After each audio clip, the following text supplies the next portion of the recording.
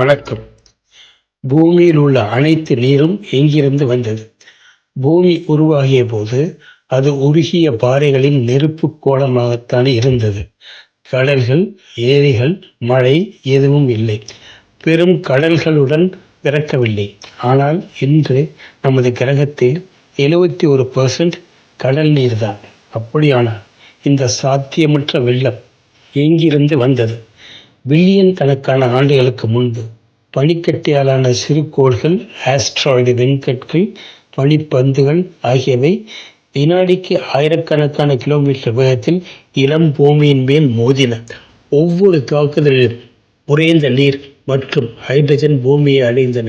அப்போது பூமிக்கு உள்ளேயே ஆக்சிஜன் பாறை இடுக்குகளில் சிக்கி இருந்தது.